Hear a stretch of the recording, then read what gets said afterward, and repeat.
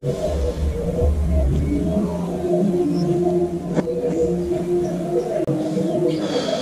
dalam dunia hipnotis ada istilah sugesti, kemudian ada istilah deafening, kemudian ada istilah post hipnosis, ada juga angker. Oke, saya akan bahas satu persatu. Apa istilah hipnosis? Hipnosis adalah kondisi sadar menjadi alam bawah sadar.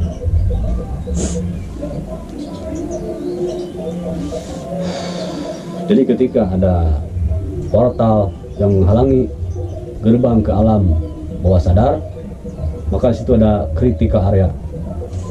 Bagaimana cara menembus ke alam bawah sadar?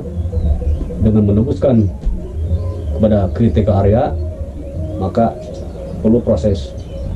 Di antaranya proses relaksasi, fokus. Ada juga yang mengistilahkan bayangkan dan rasakan. Maka ketika suyet atau target membayangkan dan merasakan, maka sebenarnya portal menuju ke alam bawah sadar, di situ ada portalnya, maka portal terbuka. Dalam waktu sekian detik, maka portal akan terbuka. Maka ketika kita menjentikan jari atau shock induction, memberikan kejutan, maka kata-kata kita akan tembus kepada suyet yang kondisi fokus dan relax.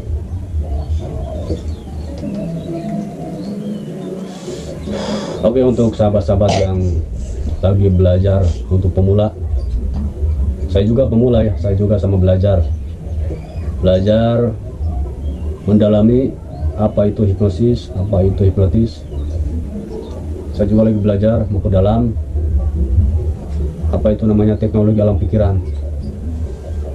Ternyata alam pikiran itu ada alam sadar dan ada alam bawah sadar ya. Bahkan di dalam diri kita juga ada 4 lapis ruh.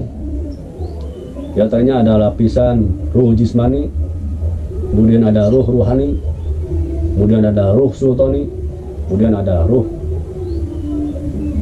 kudsi. Bahkan jasa juga ada 4 lapis.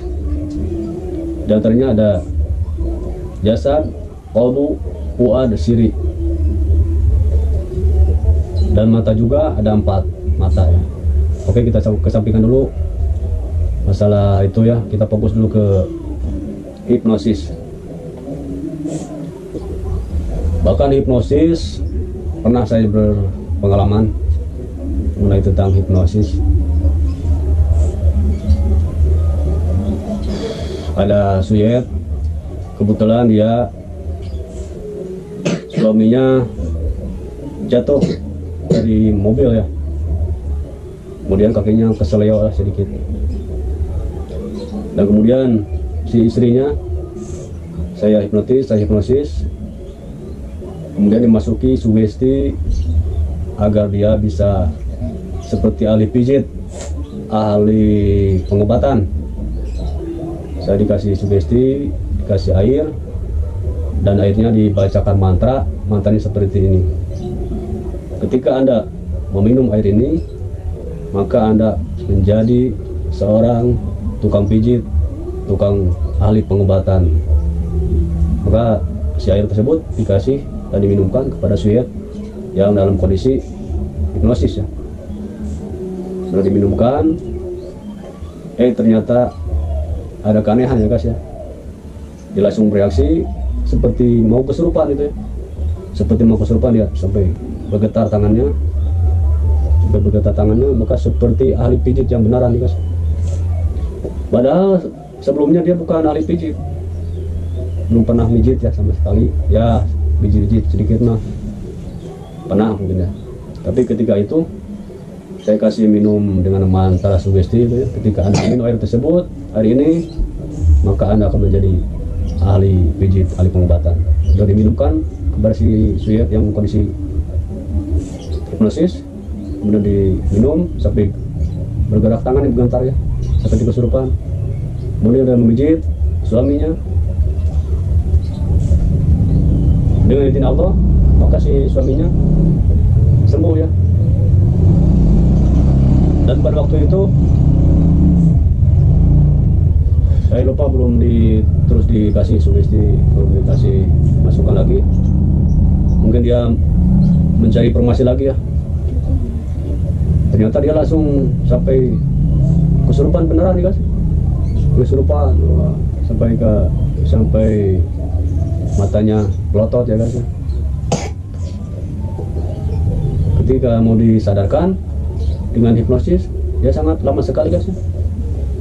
Dijentikan jari, kemudian dibacakan ayat-ayat oleh suaminya. Masih belum sadar juga guys ya. Nah, di situ ada trik, ada metode khusus untuk orang yang kondisi kesurupan dengan hipnosis, maka diancam dengan sugesti mau dipenggal ya. Jadi sebegini katanya, kata-kata ke Suyetnya. Wahai, sebut saya Pulan ya, nama samaran.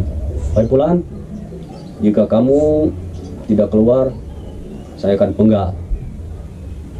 Saya punya sebilah golok. Sebenarnya ini cuma tangan ya, tapi mungkin anggapan dia golok ya.